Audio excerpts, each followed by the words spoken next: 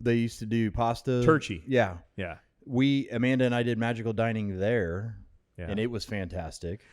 But what my that idea... place is not a fucking joke. What that place place my is idea... awesome. And the one on Park Ave, which is owned by the same people, is fucking awesome. What my idea though is if it's run by the proprietor like Vinya or what's it called? Turkey. They probably give a shit about the quality that's coming out. Even though, because I've been there during magical dining, didn't get magical dining, but I was there.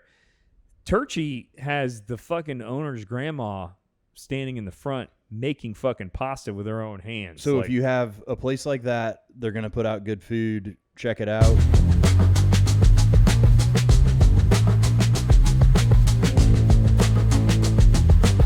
It is time for another installment of the one, the only Motherfunkler. I like the enthusiasm with this one. Yeah, I do too. Don't forget to like and subscribe. Please share our link with your friends and family. Send us your reviews, comments, and questions. They are greatly appreciated. I am downtown Trevor Brown. We are at Atomic Barber Company in Hannibal Square, Winter Park, Florida, right next to Allstate.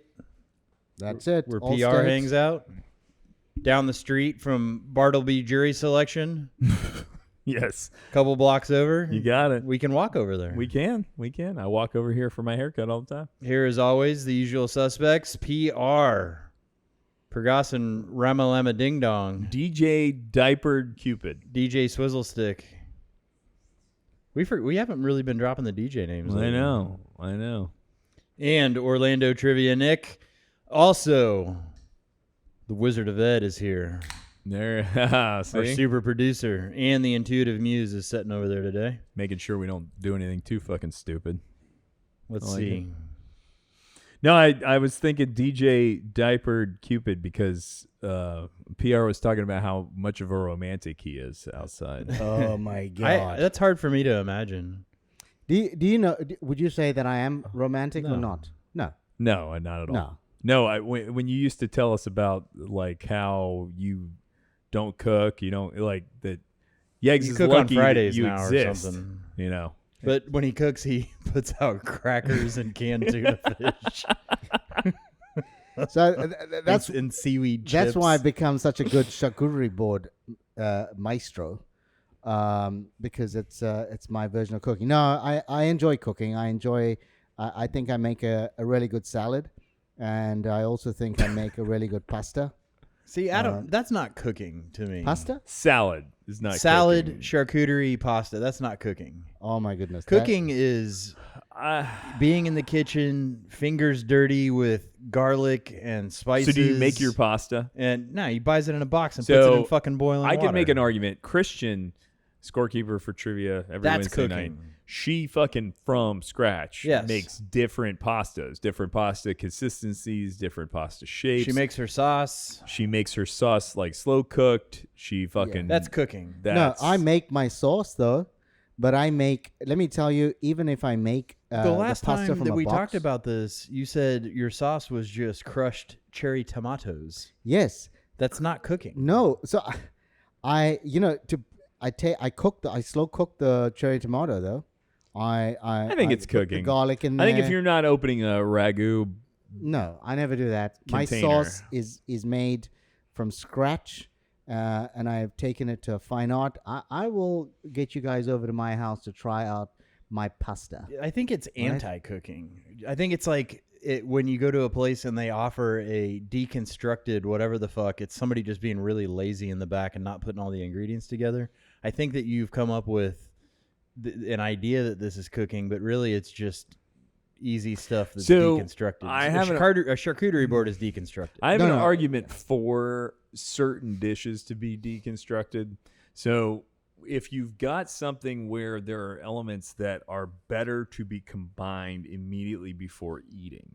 So like the one that comes to mind is at Kabuki. One of their desserts that I had in the past was a deconstructed carrot cake. And basically it was the cake part, the graham cracker, but instead of a like super cream cheese icing, what theirs had was their homemade ice cream. So I dug that shit because if an ice cream cake, especially if you're making it for a lot of people at a restaurant, is really tough to do, where either you're keeping it super cold and the cake is not the right consistency, or you're letting it stay at room temperature for a cake, which then makes the ice cream gross. So that one I see, because then I'm doing like a bite, or like any other thing where you're mixing a hot element with a cold element for food. There's an argument for deconstruction. Now, it's overused, obviously, and I think that there's probably dishes that it is somebody just being fucking lazy. But I can see an argument for a deconstructed dish. Lazy and playing to the hipster bullshit out there. I mean, deconstructed crap. Fair. So I would say that my pasta is definitely cooking. It's definitely not. I'm not just putting a whole lot of ingredients together. But wait, it's definitely cooking, but you're not putting ingredients together. No, I'm not. It's not like having cherry tomatoes thrown over pasta that's in boiling water. That's not what I'm eating at all. It is properly cooked, and there's an art to cooking really good cherry tomatoes. There's an art to making sure that the tomatoes taste I fucking hate perfect. when you say tomato. I hate it so much. And it's and getting the onions and getting the garlic done perfectly. And that's not the only thing that I do cook. I mean, pasta is the one that I love cooking. But I can make a really good, sourdough bread. There's a few things that I can do. But the point that I want to make, though, how do you make sourdough makes itself? Yeah, but you gotta create the dough. You gotta make it. You use a starter. Yeah. Yeah. Yeah, you gotta. This is lazy man cooking. Dude, sourdough bread is not easy. Make my own bread. I mean, what is that? That's from scratch. That's like making pasta. Bread is not easy to make. So I mean, I'm with you there. What do you want me to do when you want me to cook? What does that mean? Does that mean going into fresh market, getting a fillet, and then slapping it on a stainless steel pan? No. No, exactly. So that's not what I'm doing. I'm doing a lot more than that. Well, I mean, are you doing it romantically? No. So here's the thing about the Fridays, though, right? I would say that I have to say I'm not a romantic in any way. If there's I don't, so in that way I don't like to do anything that I come across as being romantic with my wife or with anyone. You don't even want it. They don't even want them to think you're being romantic. I struggle with the idea of even of being of expressing my emotion. A loving and considerate partner. No, I am very loving, very considerate. But I mean, just anything that conveys the idea that you're a loving and considerate partner. Yeah, I makes wouldn't. You uncomfortable. I don't want to be. I don't consider myself to be an emotional person. I would rather be very unemotional about things. And so, if I'm gonna go home with flowers, for example, which I do I like flowers in the house, right? You like flowers. So you buy yourself flowers. I like flowers in the house. So you don't buy your wife flowers because that would be romantic. No, you buy yourself flowers. No, we always have fresh flowers in the house. What's your favorite right? flower? No, I just go into Whole Foods or Trader Joe's.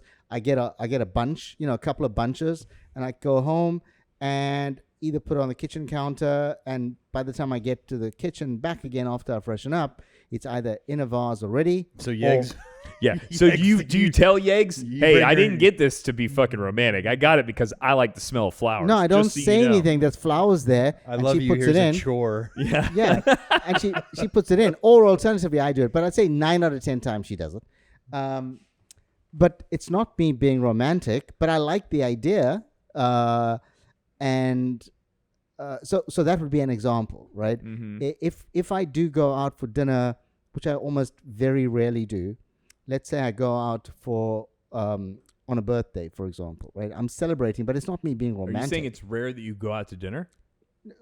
On a special occasion. Oh, okay. I was gonna say I feel like you're at the Imperial every night. So yeah, so it's not a special occasion. I would say that I'm one who celebrates a day for what it is. If I'm feeling good, I would say, hey, let's go out for dinner, and it could be there's no reason for it. Got it. But so I'm not one of those that says, oh, it's going to be a birthday or going to be Valentine's or whatever it is. To me, those are not. I feel those become they supposedly you're messaging to the world and to your partner that you're being romantic about it. I'm not. It's not me. But are you romantic? Because I wouldn't say you're romantic, Nick. Okay, me? Yeah. So I believe that romantic gestures will further enhance the experience of the date or whatever for myself and for my partner. So I do, although I wouldn't call myself romantic, I do a lot of things that are per se romantic. I don't know. When it comes to romantic gestures, when it comes to that kind of thing, like what I think about is, I don't know that I believe in like the ideas of loving and romantic gestures the way that most people do. I think of it more like, why the fuck are we here? Like, if I'm not in some way contributing to a better life for my partner, then why the fuck are we together? Like, there shouldn't be, I don't know that there's some mystical force that means that we are now together and we should be together no matter what. So I feel as though I need to constantly be contributing something to show value as to why we're partners. And that comes in the source of spending money in a way that it shows her that I care. She does the same shit. Shows that I'm thinking about her, and I think she gets a positive idea from the fact that, you know, the person she's chosen to be partners with is out there thinking about her. Knows she wanted this, you know, Lego set or whatever the fuck, and got it, which, you know, she didn't even think to get it herself, and there you go. Linda's extremely low maintenance. This is not something where I have to buy Cartier watches and shit like that. Like, we're talking about, like, I knew she wanted a $39 Lego set, so I got her a $39 Halloween Lego set. She likes spooky season. It was a great surprise, made her feel good for a second, and it showed the value of me being a partner. Like, I mean, if you break it down, why the fuck are you with a partner? Like, why are you're with a partner to offset how terrible it is to exist. So, like, it's a fucking nightmare. We're all born alone. We all die alone. You find somebody. This is a person that you should be enjoying your time with. This is somebody that it should be making your life less miserable. And one way to do that is showing that you care for this person, showing that you provide something that they wouldn't otherwise get. And I'm not saying that providing means just handing over money or buying material things, but the things that I'm talking about do show that for a moment it makes her feel like maybe she's not completely fucking alone in this misery, that somebody else is paying attention and somebody else cares. Now that I think about it, it might be the most romantic thing I've ever fucking said in my entire life. Yeah, I'm surprised. I'm oozing over with your romanticism. You look as though you're oozing. Trevor, you don't strike me as a romantic. I think I am, but being that I have recently been married to Amanda. Ain't that recent anymore, bruh. Well, it's not been a year. March. Yeah, but I mean, that's fucking, what is that, 7 months ago almost? Yeah, but I mean, we've been together for 8. I know, it's just wild how fast time flies. Like, you guys have been married 7 months. So my concept has changed. I truly think on average, every human being's psyche. Were you romantic before you got married? And physiology metamorphosizes about every 7 years. So my way of showing how to be romantic, it has changed. But it's based off a lot of the things that you said. It started out, and I want to identify, though, in the beginning, there was like gifts of flowers and things like that, and concepts of, like, I'm going to set up a date night, or surprises, things like that. That has changed into, I think those were like the testing romantic stuff. It's like, I'm going to spend money on flowers to show you, here, I've thought about you, I'm getting you these beautiful flowers. Now that we've been together for almost a decade and we're married, I don't want to spend time on like the flowers, because I'm going to do bigger things with money. Yeah. The initial romanticism was just like little test The initial things to say like, okay, I have money, I can spend the money on the flowers, I can spend the money on dinner. Now it's like, all right, well, do we want to buy a new house? Well, initial buying flowers and shit is because you're in a fucking new thing where you don't have. You're not going to be like, hey. You're not gonna be like, hey, I like you. I've known you for 2 weeks. Let's like buy a fucking house and a new set of bushes. That's exactly where I'm going. So what you're doing is you're showing the pattern, little test waters of like, okay, I can do this, but I want to see if we're gonna go long term so that we can do some really big fucking shit. 100%, and that's way better. Like what you do when you start out with the flowers or the fucking whatever candies you surprise with at dinner. That's shit to show your like potential as a partner. That's you showing, look, we don't have that much in common. I don't know that much about you yet, but I'm showing you that I am going to constantly make efforts to show my value as a partner. And I think that women hold on to the little things that were up front and don't necessarily quantify the switch over to the big stuff and the amount of creativity and brain power that goes into financially setting up the bigger moves way down the road. I mean, I can make an argument for that too. I think that a lot they do, but also and for that I would use a tried and true analogy of like, yeah, dude. For me personally, beautiful steak, excellent lobster, fucking high end food, is great. But every once in a while, I want a fucking hamburger, like a shitty fucking fast food hamburger. Well, for women, I think there is this every once in a while. Like it'd be nice if he was standing in line at a fresh market and he got a fucking bouquet of flowers and was just like, "Here, I was thinking about you. It costs fucking $9. Here you go." Well, so like Amanda had a yoga weekend. I can't remember the name of the not just like a class, retreat? Like a whole deal. And I knew that she put a lot of time into it, and so I ordered, home flower delivery and put a nice little note. I think that's pretty romantic. See? No, that's show what they're really looking for. Nobody gives a fuck about flowers. Like they're a lot other than PR. It's the time put into it. PR apparently loves them to buy them for himself for the house. But other than PR, like it's the idea that for a moment you were thinking about them independent of anything else. So I do I'm very structured as far as like how I execute in daily tasks. By no means do I have this scheduled, but I do think in my head at intermittent moments to send a message. Like I haven't messaged Amanda.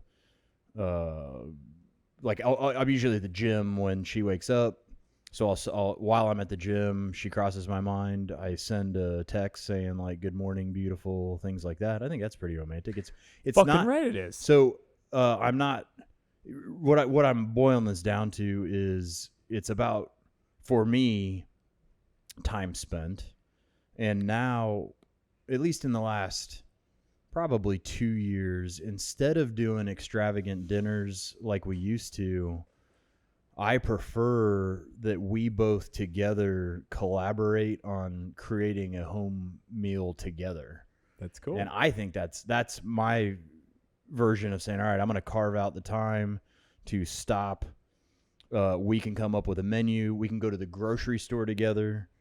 That's spending time. We get to hang out in the kitchen and either put on some funny movie in the background or like a rom-com in the background, or listen to music and then spend the time together making delicious chicken enchiladas. I mean, I love that. And what I think it is as you grow, if it stays congruent, the ideas of this, that is what makes a like lasting and meaningful relationship with somebody. You like at the beginning, you don't know that much about the person, so it's like, hey, here's some flowers. By the way, I pulled strings and got some reservation at this place, and we're gonna do this we're gonna have a car take us. Like you do that shit because it's up front and it's early. As you've grown, the idea of romanticism between the two of you has now become hey, it's fucking extremely thoughtful that everything else in his life is set aside. We're going to fucking sit here, have a moment, an intimate moment where we're cooking food and watching some movie. Like, to me, those are the same thing. Like, you're providing the same romantic promise that you did when you were doing the kitschy stuff at the beginning that's now become so much more meaningful. Right. So, I mean, to me, that is like a romantic ideal. Now, there's probably people out there that think, for whatever reason, some woman really has a liking of receiving flowers. That relationship, even as it grew on, it'd still be very romantic for the guy to every once in a while get her flowers out of nowhere. It's just everybody's kind of different. And it sounds like the relationship between the two of you has evolved into the type of thing that it's like, that is way more romantic. When Amanda and I first started dating, she lived in New York. I lived here. She visited here more often. I think I only went to New York once. I really don't like New York. Yeah, neither do I. But one of the first like times she came down here, I bought a shit ton of roses. I had them. I cut them. I know how to cut flowers and make sure that the water is prepared correctly. So did you go into a rose field? A rose garden, or did you order roses? No, I went and found them at a store. Right. Brought them back, unwrapped them, cut them all up, cut the stems at an angle so that they get the right water, and then I put jars everywhere. So I picked her up from the airport. I put a jar in the cup holder in the car, and then put them all over the house, in the bathroom, kitchen. Where I think that was pretty romantic to somebody who it's kind of new. You're separated. They're coming in. That is the type of thing that is a clear expression of your thinking about them. Like, you went through effort to show them something. To me, that the symbology is. But is what I'm going though is that has changed, and I haven't done the flower trick in a while. I think you should. It's I think more, the time is up now. That was like 8 years ago. I think we need to have another one of those roses. The whole thing. He's just fucking with you. My creative, and which is why I'm ignoring. Yeah. My creative energy. I think he's a little drunk. If I'm being honest. I like to spend the creative energy thinking more big picture. I really do think a little bit off romanticism. We only have so much creative energy in a day, and I am intentionally this last year, part of my sobriety and health change is to reallocate that creative energy to generate momentum for bigger things in the future. And unfortunately, the little things like that kind of fall by the wayside. It doesn't really bother me. I don't know how Amanda feels about that, but I do know that in my way, I'm spending time on building us and thinking about it. And I think that should count for being romantic. So do you do like a movie night in a month? Do you do like a date night in a month? I'm just trying to think of like romantic things. Yeah. So you used to, in all honesty, at Christmas, I sat Amanda down and said, I'm going to make some huge health changes. I don't know if it's going to be 3 months. I don't know if it's going to be a year. Here's what I'm doing. And I'm going to focus internally so that I'm a better person, not in the immediate short term, but like within a year. So I'm approaching the end of that time period, and I have everything planned out, and I'm feeling that I'm at a really good space to now that I've taken care of myself. I really do think you have to take care of yourself first before you can take care of anybody else. I mean, everybody, it's like riding an airplane, bro. What do you mean? On an airplane, the first thing they say, you put your own mask on first. Now that I'm back to a baseline, the concept is to carve out again what I've neglected with us this last year. And my plan, at least, obviously to be flexible, but Saturday, how's this work? Sunday night is restaurant night, and Monday night is home cooked meal. But that's after I've achieved my. What's the restaurant tonight? No. This is so in 3 weeks I'm done with my. Oh, and then it becomes restaurant. And Sunday then night. I get to go into. I'm easing myself back into society and socializing. Got it. So coming up, and it's been a not commitment, it's been a sacrifice to get to this point, but I look forward to adjusting back into being romantic and spending that extra time that I have taken for myself in the last, I've made it important. Every Thursday night's date night, as you guys know, because every hop we are always out of there at a certain time. We try to get a little bit later of a reservation for hop because I want to go to hop. But that's my way of being like, look, especially during the months September, October, November, December, it is a shit show. It's a free for all. I got shit I'm doing all the time. In addition, now I am committed to like running and trying to get to. And you guys run together, right? We do.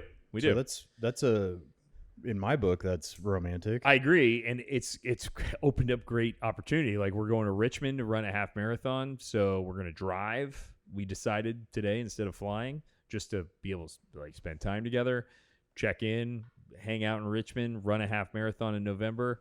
We're doing London in April for the full marathon. But with the time that it takes to run, you can't just run. I hate the gym, but you really have to, especially when you start getting up into the higher miles, you have to be fucking working out your legs and making them stronger to be able to do that. So between like working out, gym, running, trivia, and then all the other partying shit I have to do, it's nice to have a night where we're just like, the expectation is this is for us. This is 2 hours. We're going to go out to dinner, or we'd stay at home a lot of the time as well. But this is like the thing where we can reset, we can talk, and it also like, breaks it up if there's 3 or 4 days in a row where we're out partying, doing our thing. I have a little hindrance thinking about hinder me thinking away. about being romantic and just who I am as a person. So I don't fucking hold still, man. It's really hard for me to be romantic and have a quiet dinner and just sit there. Word. Fucking fidgeting and running around and fixing shit. I have a feeling your fucking partner understands that, though. Like, you guys have been together long enough. That's part of your personality and who you are. I would venture to say that's kind of what makes you a good partner that is appealing to her. Here's the other part. Thank you. Here's the other part of this, though, is when I do carve out time to relax with her, and I've read an article recently. When you're really comfortable around somebody else, you get sleepy. 100%. If I carve out time to hang with Amanda, I'm fucking out sleeping, man. All the time. If I, man, it's insane. I'll be like, hey, let's watch a movie tonight. Dude, that's part of the reason why I'm like, Linda, let's go hike. Let's go run. Because I'm like, if we just go out to an early dinner, have a couple of drinks, and we're at home and it's 8:45, I'm like, I'm fucking out. I'm going to sleep. See you later. But if you're out doing active shit, it's during the day, that's when you actually get to spend time. But I have no problem when she crashes early. I think it's part of the human condition. We tried at our age. We did carve out some time at the beginning of my health changes, and we went to Cocoa Beach, and I couldn't fucking hold still, man. We took chairs out. We planned to sit there and enjoy the weather and the ocean. We actually moved spots a couple times. Really? Yeah. The first spot was kind of cool, cute, because of how much she pays attention to me. Yeah. So we set up, and a group of people were in the process of setting up close to us, and then so we're nestled in and ready to not do anything, and they light up Spanish music. Yep. I fucking knew where this story was I'm going. Sitting there, and I start a mile away. I start getting frustrated, but I'm like, all right. In my mind, I'm like, just fucking calm down, just tune it out. This is about hanging out with Amanda. And within 5 minutes, she's like, "Do you want to move?" And I'm like, "How did you know?" Yeah. My deal with that is we would sit down, we'd get comfortable, and what would happen? Some little fucking kids would start screaming. Linda and I'd be sitting there, and Linda would look at me and go, "You want to move?" I'm like, "Yeah." It happens at restaurants all the time. We'll sit down. It's great. And then they put some fucking little brat right next to us who starts screaming. And she's like, you want to like move, get out of here? I'm like, yeah, whatever you just get me away from this fucking stupid kid. Yeah. I think the most romantic times we've had in the recent past is just our go-to restaurant, Nile Ethiopian. So Get the fuck out of here with that place. I love that fucking If we place say so much. if I bring it up, I'll say like, hey, Nile, that means that we're in the car, we're driving. It gives me something to do because we're driving. True. We get out there. Yeah. The place is fairly quiet. There's not kids. It's part of the reason There's I like it so much. Ethiopian music. They put you in a table that you're really not surrounded. I can't really remember when it's ever been packed there. It's never been any time I've ever gone. You get to interact with the wait staff. They know us. They ask us how we're doing, and then we usually have some sort of deep conversation. But the food, the way that you deal with the food, you're always doing something because you're eating with your fingers, and it's constant stuff. It's not like sitting at a overly romantic. That shit's for the fucking birds, man. Fuck that. Fuck that. So I personally don't dig. I know. I actually have a feeling a lot of our listeners and probably some people here will disagree. I do not enjoy the fucking magical dining experience. So a lot of people do magical dining because it will give you the opportunity to go to a place where there's reasonable prices. You can try a lot of their things. But what I've noticed about the magical dining experience is that their food is nowhere near the quality that it usually is. Yeah. So to hell with that. To hell with magical dining. To hell with going out to dinner on Valentine's Day.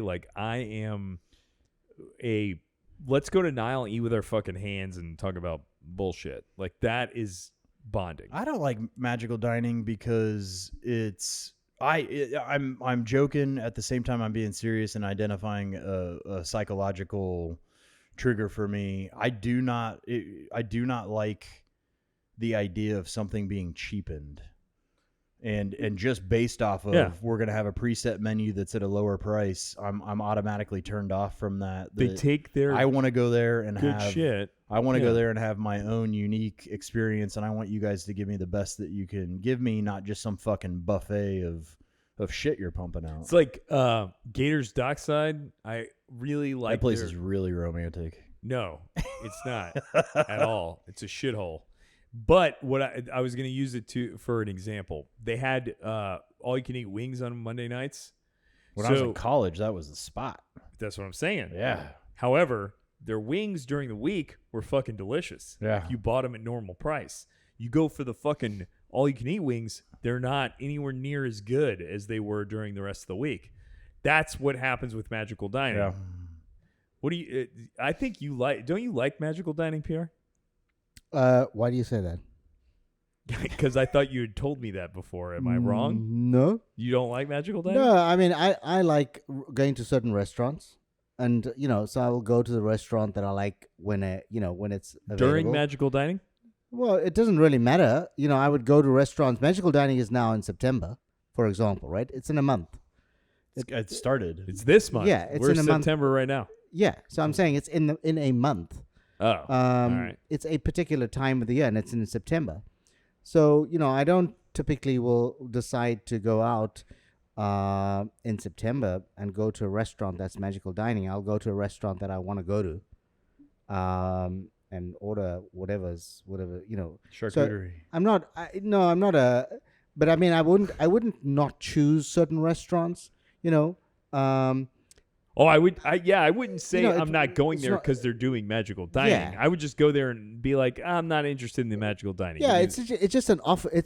So Vinia, for example, I know they're on magical dining, but I would just, they would give me the magical dining menu. We did Vinia Magical Dining. Yeah. And I have to say that's the exception to the It was a normal. Oh, It yeah, was you're pretty good, much his man. normal menu. Vinny is good. It was a normal got their menu. shit together. But I can't recall doing any particular, typically magical dining venues. Well, I mean, there are a lot of restaurants. I think the thinking behind it is that they want people to come to a restaurant to experience their food, at a price.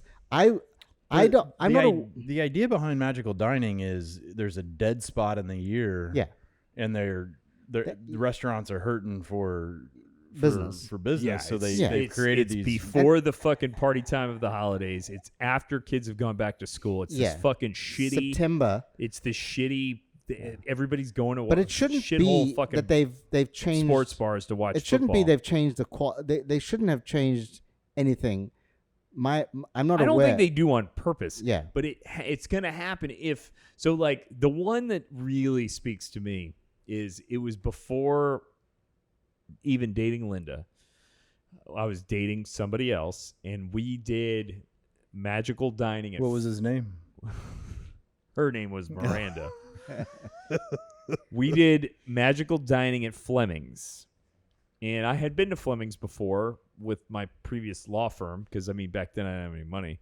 So I had been there with my previous law firm before and to me, I was like, this is fucking great. It was delicious when I was with my law firm. And we went for like a date night where it was magical dining because I could afford to like do more. And I remember being like, God, this is when I had not really a palate for food. I remember being like, this is just not anywhere near as good as it was just 3 weeks ago. I mean, they'd be letting themselves down if they did that because my understanding of what magical dining is, having spoken with some of the restaurants here in Hannibal Square that are doing it or have done it in the past, is that it is a quiet time of the year and they're trying to get people to come out. And so, and they supposedly are putting out their best dishes, to try and get you to come back. But when you mass produce those best dishes and you keep them in chafing dishes, you keep them like buffet style, where these are the fucking meals that we're going to serve, so you might as well pre-make them. It's not going to be as good as if you were making it from scratch. So yes, really, I think it's not as much trying. I don't think Fleming's is trying to get people who'd be interested in magical dining to now become a Fleming's person and come there and eat more often. I think they're literally, like Trevor said, just trying to fill this particular spot with a cost-effective idea. With, hey, we can put this together and it will only cost this much. We won't make that much profit, not as much as we usually do, but we'll make more than we otherwise would in September because there's fucking nothing else going on. That's what I think they're fucking doing. I think a bunch of chumps show up to it. You get the you get the tourists. You say coming chumps, but also people like the position I was in life, which at that time, going to Fleming's was a luxury that I couldn't afford, and except for during a magical dining time where the price point was still painful, I remember, but it was not ridiculous. And it's just I noticed a difference at the time. Well, it's a 3-course meal at $40 or something, right? I know. And I noticed I ordered deal. the same fucking thing I had 3 weeks prior, where I was with a law firm where we were sitting in the fucking back and there's bottles of wine and shit and they're bringing out food. And like, I remember eating and being like, it's good, but it's nowhere near. This is clearly different. I have a concept because I thought of another place. Can't remember the name of it. There's Well, give me some hints. Let me see if I can. College Park. Is it closed? No, I don't think so. All right, so College Park, we got Armando's. It's a noodle. They used to do pasta. Turkey. Yeah. Yeah. Amanda and I did magical dining there, and it was fantastic. But what my idea, that place is not a fucking joke. What place my is idea, awesome, and the one on Park Ave, which is owned by the same people, is fucking awesome. What my idea Turkey. though is if it's run by the proprietor like Vinya or what's it called? Turkey. They probably give a shit about the quality that's coming out. Even though, because I've been there during magical dining, didn't get magical dining, but I was there. Turkey has the fucking owner's grandma standing in the front making fucking pasta with her own hands. So if you have a place like that, they're going to put out good food. Check it out. Fleming's is corporate bullshit. I agree. They're gonna pump out food. I agree with you, and it could be different. I'm just using that as an example that I know because 3 weeks prior I had the opportunity to eat their high-end shit. Who? Fleming's? Yeah, I'd been with my law firm, so I wasn't paying for it. I was able to eat whatever the fuck I wanted at the time. So I ate filet, whatever sides. Then I ordered the same meal 3 weeks later during magical, and it was nowhere near the quality. The Turkey place was a very romantic evening with Amanda That place is I had a fucking. stuffed fillet. It was fucking badass. That place is A+, dude. And the one on Park Ave, which it's not technically, it's on Morse, over between Knowles and Park Ave. I've been there twice, and it's got the same level of excellence. Let's get a little weigh in here. Am I romantic? Muse. I don't know if do you want to do this? Are you good? I mean, he asked for it. Are you romantic? Yes. Good. There you go. It's done. Okay. Sweet. What was the I feel the apprehension behind actually answering. What was the question? The remainder of the question. Am I romantic? Yeah. Yes. How am I romantic? The sweet gestures that you talked about that you do. I mean, the rose experience where you put roses in like every place that I would be is probably the most grand gesture of romantic that I have experienced. You're fucking right. Is he a considerate lover?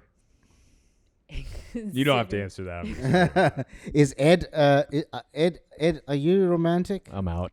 You're out.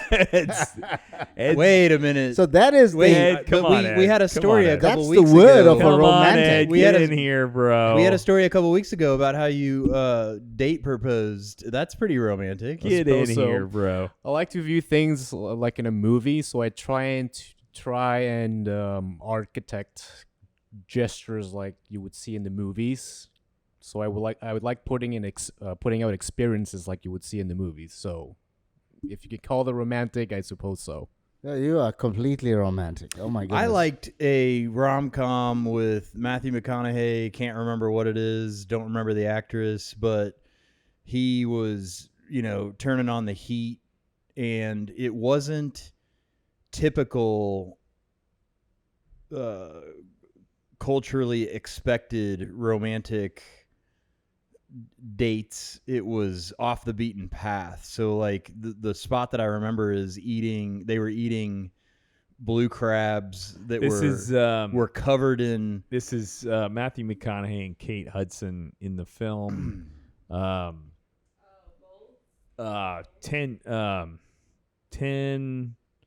or Way to Lose a Guy in 10 Days. So they're eating hands on. Their fingers are dirty, covered in seasoning from the crab. They're drinking beers out of pint glasses that are covered in the seasoning. See, they're failure to launch. Those are the only two. They're sitting in a marina or like on the side, and I think that's cool. They're not dressed up.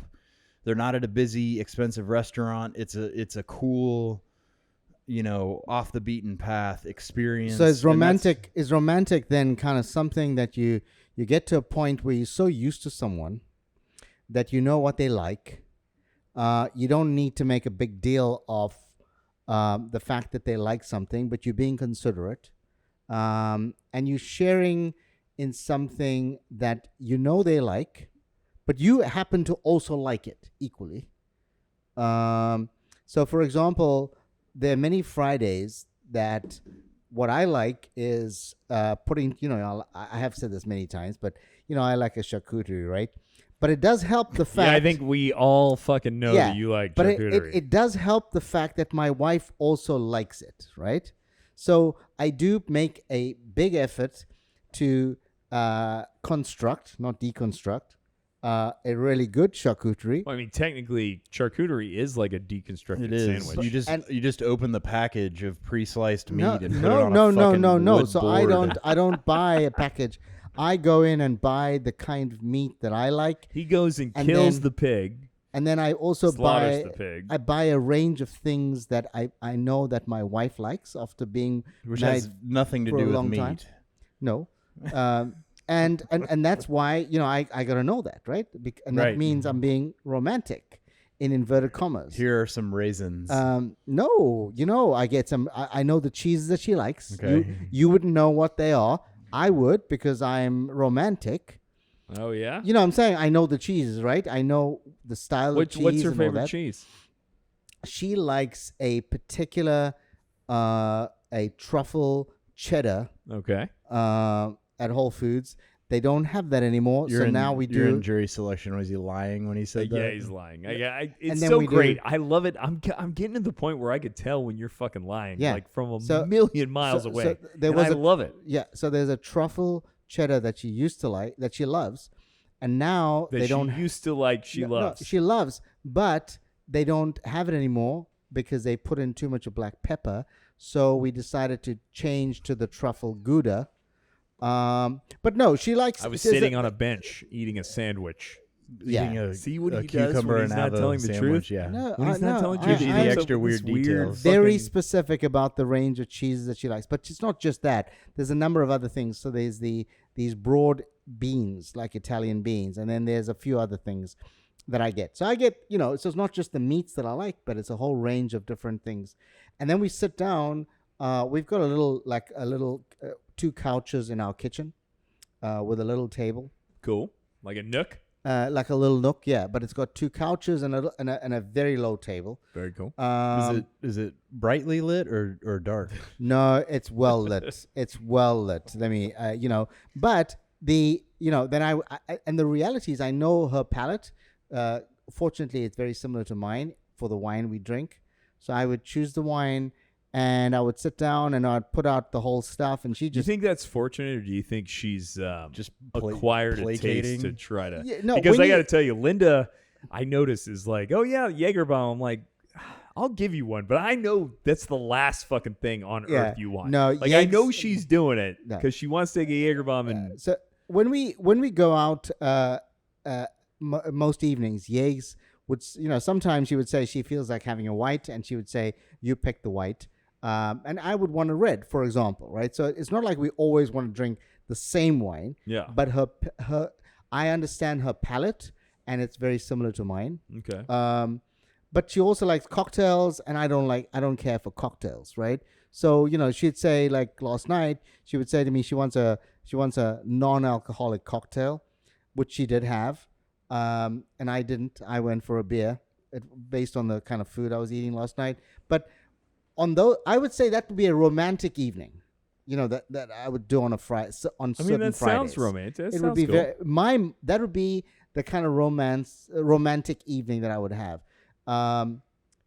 I think what I'm hearing from us is that you get to a point where the kind of things that you start doing, which are very sincerely romantic, are things that you do that your partner actually understands deeply, knows deeply.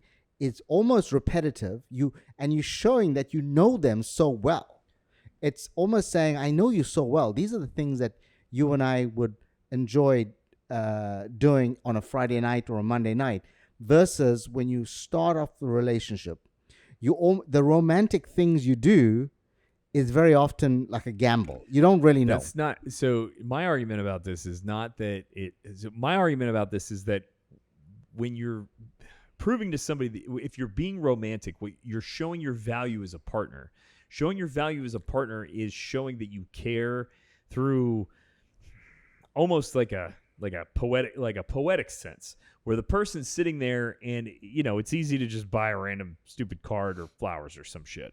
It's something where that person feels as though you actually are in this nightmare with them. Like you're there, you've got somebody who gets you a little bit and understands. So if you're getting flowers or the card, especially early on, you noticed she was coming in. This was a little bit different. You putting all the flowers and all the jars everywhere, she walked in, she felt for a moment a little bit more comfortable and a little bit loved and thought about. That is a tangible feeling she had that was provided to her by you. That is what I think it is to be romantic. It's you're showing somebody you're not in this by yourself. This person actually does get me. At the beginning of the relationship, that is things like flowers and little text messages. Had a lot of fun last night, where it's commiserate with what you're going through. Like, oh, we're both still new to this shit. So here are things that make you think that I'm thinking about you. But they're not in any way supposed to go overboard. She's supposed to then think, oh, well, it's going to get better from here. Into things like what you were talking about, Trevor, it becomes now what's romantic? Being at home, being comfortable. There's something funny on The Burbs is on fucking TV, and you're making chicken enchiladas, and you're making little fucking jokes back and forth that are between you. That is something that shows that you fucking care, that you're there, that the other person knows they're not going through this bullshit by themselves. I've got a different perspective on this, and I think that I'm unraveling what I unintentionally, subconsciously did or do.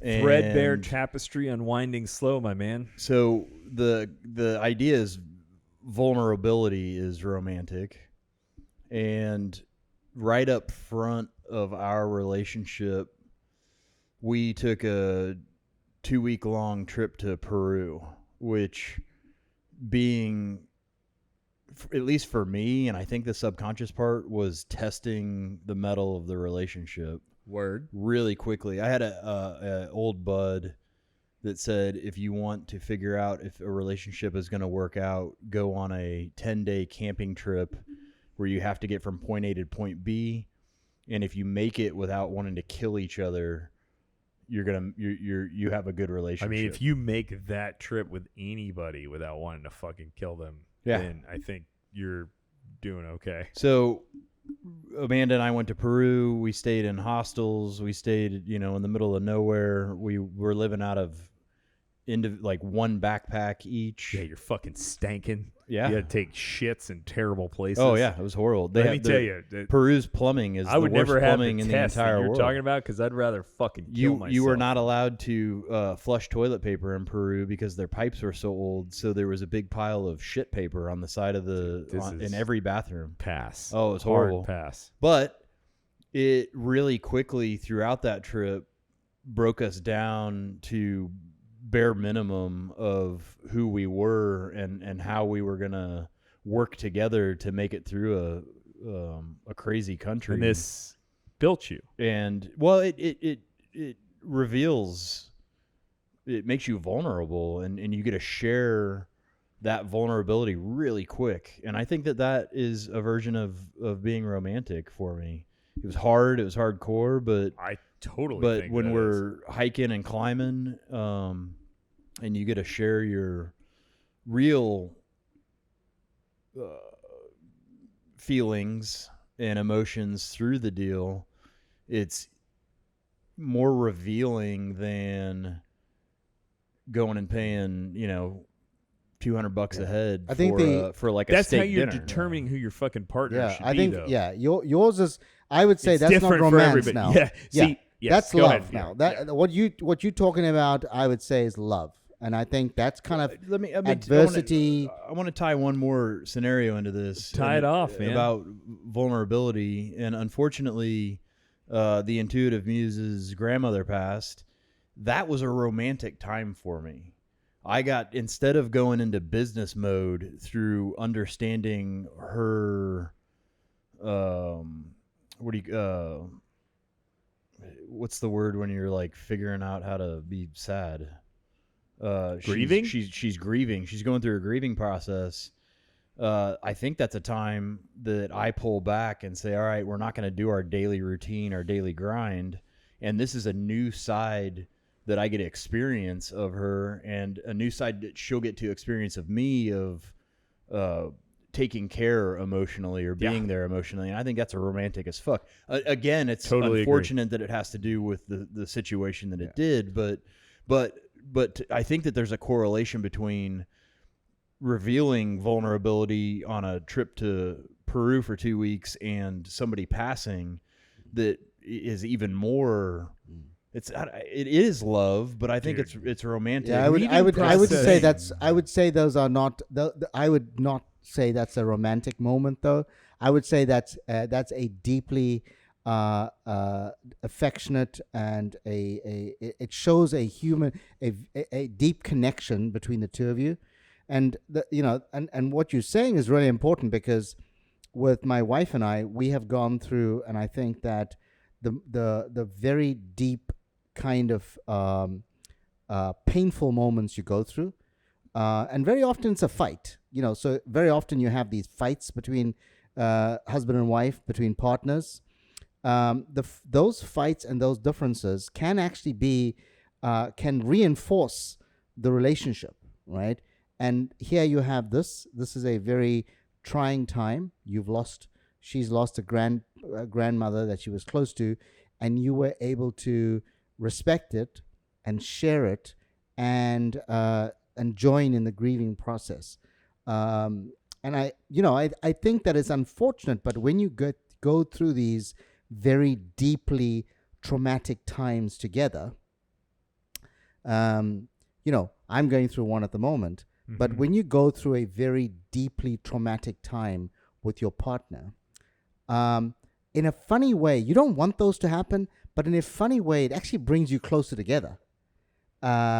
Sometimes I don't think it's funny. I think it's an absolute bring together. I think you're absolutely right. No, I say in a funny way because you don't want those people. You don't want them to happen. You don't want the situation to happen. You don't want it to happen. The positive that comes from it is this it brings you together. Explicit closeness. Yeah. So I think that is when you talk about that kind of event. I mean, you're talking about again Peru. If I went with my wife to Peru because she and we know each other so well, I would have lost her forever. If she and I went on a camping trip for 10 days, that would have been the end of our relationship. Your story to me, I'm not going to Peru. It's gone. So it's over. If I go to Peru with Linda, we're fucking done. Because I'm gonna walk in and go, hey, I'm out of here. I'm gonna go stay at this hotel over there. Yeah. The same thing I did last time I went skiing. Everybody thought it was so much fucking fun. We went skiing. I got on skis. I went down. I had to just keep abandoning. I had to keep jumping on the side to slow down and rolling. And I got to the bottom and I go, you motherfuckers, go ski all you want. I'm sitting in this fucking lounge and having drinks. That's in Peru. I'd go, give me the nicest hotel you got. I'm sitting here on campus the rest of the time. Your story was enough. I'm out. Well, I think it's romantic. I think it's a variation. I guess after hearing everybody weigh in on this, that maybe romantic is more of the kitsch term. Like it's the surface crud that I don't necessarily buy into. Yeah, I think we are deeper in our relationships than one would consider normally romantic, and it's a lot of deep connections. But yeah, we're on to. All right, it's time for Mother Licking Funkler Nuggets.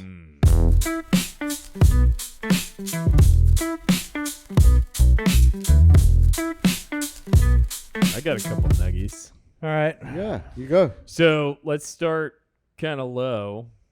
I had never been yet. I went to the Good Pour, the one in Winter Park, just on Friday to get a gift for the birthday boy that I went to Prado with. And that place is pretty fucking rad, huh? Yeah. Like, super clean, super nice, decent selection of bourbon, nothing crazy, nothing that's to write home. Did you go into that safe at the back? I did, and still nothing to write home about. But good bourbons, like it's gonna take it's a better version of an ABC to me, is what I'd call it. It's not the hole in the wall where you're gonna find the random really good bottle of bourbon, but it's a better version of a typical let's go to the liquor store type place. Again, everybody's super nice, great wine selection, a lot of Prisoner I saw. So good. Yeah. Clearly, that means that it shouldn't be a place that I'd buy my wine from. See, there you go. I knew you'd say that. Do you want to switch off, or do you want me to just go through? Mine? No, you go. All right. So I got one really fucking cool to talk about that I didn't go to now, but it's going to be a while before I can talk about it again, and I did it when I was a kid. My friend, Fat Donald Garman, last night, he had second dinner, and then he went to the Buffalo racetrack for the fucking Circle 8. Love it. School bus races and Demolition Derby. He sent me pictures of it. I talked to him for 10 minutes today about his entire experience so I could tell it about. So there's a place out in Bithlo. It's an old motorway. Tour of Destruction. Yes. Tour of I've Destruction. been out there many times, man. It's great. So I used to go out there, and they allow you to go out there with your own car and run a quarter mile. They'll give you a number, and Oh you can my actually goodness, fucking race man. somebody quarter-mile Shit. race. So I've gone out there. It's the fastest I've ever driven a car. I got a car out to 122 out there one time. Long ago, obviously. And my dad used to take me out there, and we'd watch the demolition derby and the figure eight races. So what a figure eight race is, PR, if you're not aware, literally the racetrack's in the shape Yeah. of a figure eight, so they crash in the middle is what you're looking for. Okay, so I used to own a Grand Prix electric, the Scalextrics set, and it wasn't a remote control car. remote control, and it wasn't a figure eight. So So they crash. was kind of it. Well, this is real life, and they're driving school buses, dragging trailers, hauling ass, and just smashing into each other. So he told me it's everything that he remembers from our childhood. He said it's fucking great, well attended. Everybody was cool, having a blast. So Biggest one of the year is Black Friday. is it? Yeah, that's the most heavily attended. The parking lot party is amazing. You can light your own fire pit in the middle of the parking lot. You can bring grills and coolers, so it's like an all-day kind of deal. Dude, and I then love it. as the sun's going down, they light up the racetrack. All the different types of races that you can think of. It's fantastic. Totally in for that. And Fiberglass is flying in the air. You Oh, can yeah. see under the lights because of all the crashes, and yeah, it's great, man. yeah. So Donald went to that, and I can talk. I'm gonna go for the next one. He put when I called him, he put my email on their thing because they do it sporadically.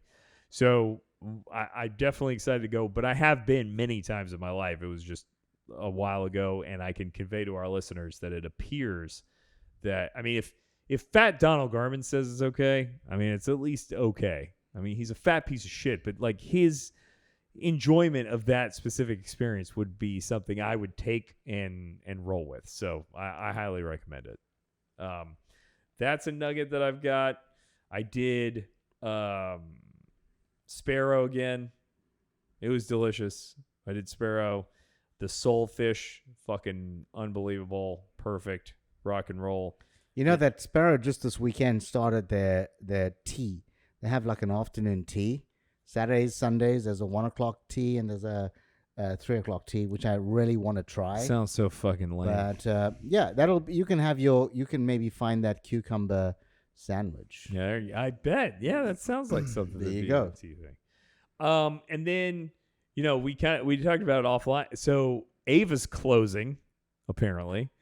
That's something to talk about with Nuggets. I am gonna miss that place. I thought the food was always good.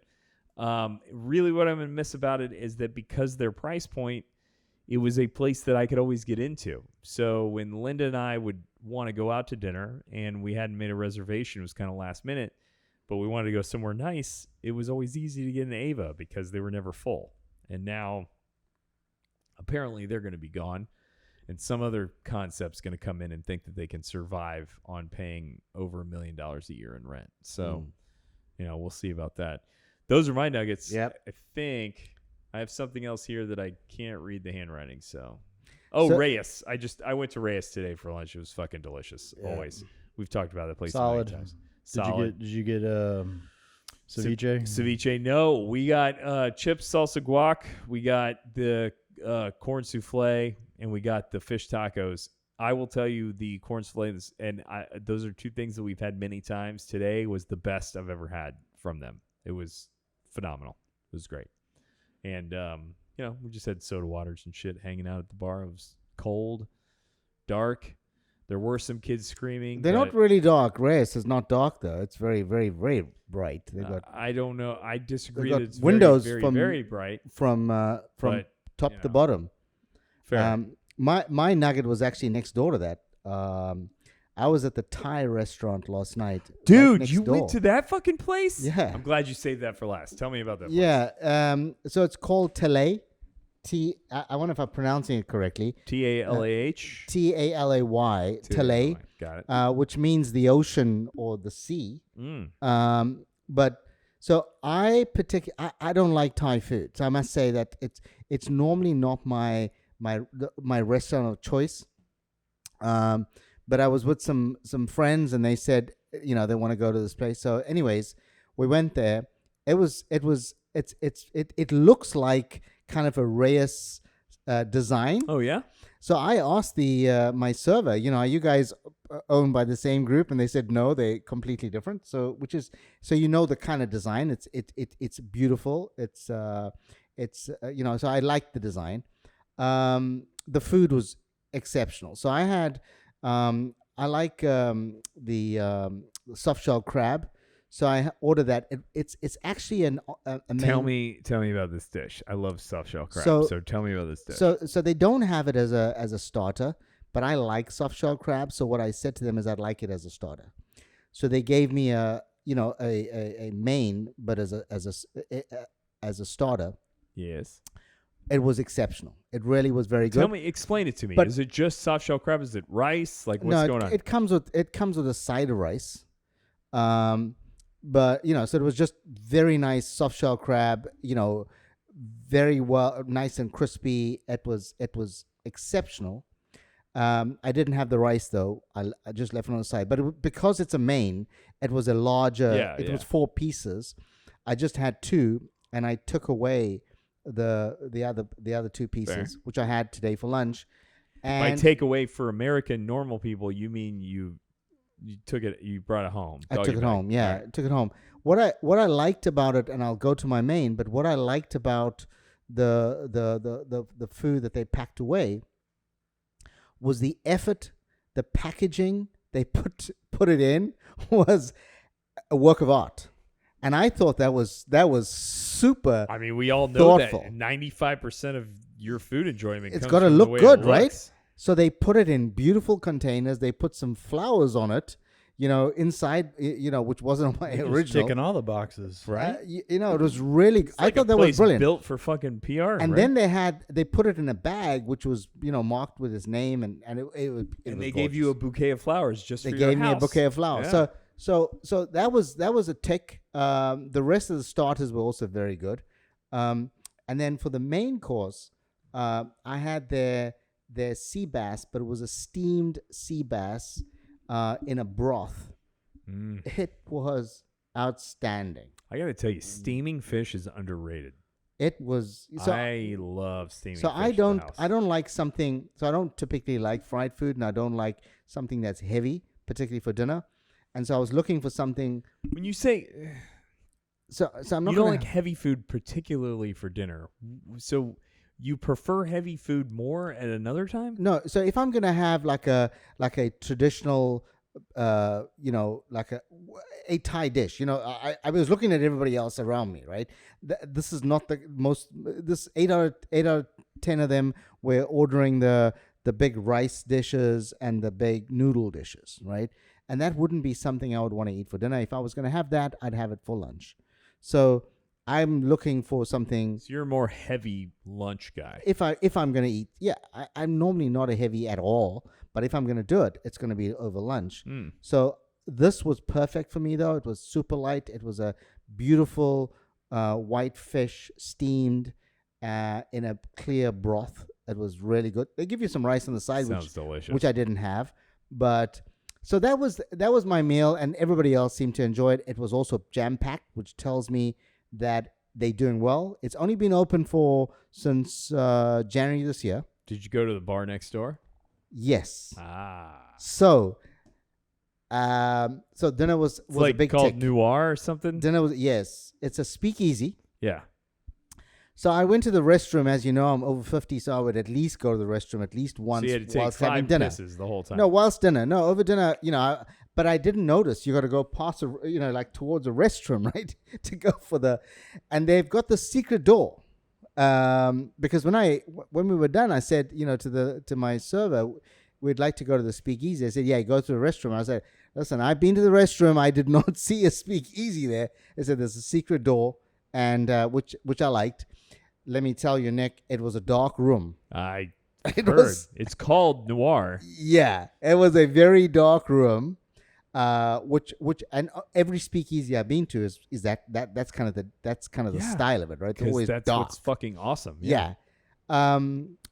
It is a really nice experience. It's open 7 days a week, 5 o'clock till 11, and then on Fridays and Saturdays till 2 in the morning. I had a cocktail, so I'm not a cocktail person, you but have? hey, so I had what's called the Tree of Life, but it is a tequila. Did he give you wood? It's a tequila based cocktail. It was really, by my standards, it was really good. But I'm not an authority like you are, but I thought it was really good. They had that beautiful, very round, large ice cube. Yeah. You know, so it looked, as you know, looked beautiful. It had a leaf in it. Look, they did it really well. I liked the service. I liked the interaction with, and everybody that was there to have a drink. You know, it was kind of, they're all there to have a cocktail. So I like that. The first time I've been to a speakeasy where they actually have small plates of food as well. So normally when I go to a speakeasy, it's just like a cocktail bar. Have you been to a speakeasy where they've offered food? I've never been to one, right? Have you, Nick? I'm thinking. If I have, it wasn't in Orlando. Yeah. If I have, it was in like Chicago or some other Any place. speakeasy I've been to has just been drinks. Well, like the speakeasies here, we got Hanson Shoe Repair. We got like what else am I thinking of as far as speakeasies here? The one in College Park, the new one, they give you cheddar goldfish, but that's not really gonna count. This has got a very, it's got a small plate menu, and you know, for me who likes kind of small plates, this is right up my alley. So the next time I'm going, I'm not gonna go to because I'm not a Thai food person.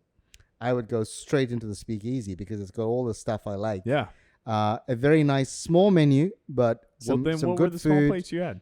And and it's not crazy price as well. The cocktails were $16 and $17 for a cocktail. Normal. So I was impressed. Well, what were the small plates you had? No, I didn't have any. No, okay. I'm saying there's a list of them. I didn't. I Got just it. had dinner, so I just Got went it. straight in. Fair. But great evening, Talay. We should do it, and it's open on a Monday. So Well, rock and roll, you guys good? Hey. Hey. Thank you for listening. Thanks for everybody joining. Special thanks to Ed, the wizard and super producer, and the intuitive muse. Please hit like and subscribe and leave comments and questions and requests. Connect with us on social media for adventures throughout the week. T-Bone out. Ooh, see you in the promised land.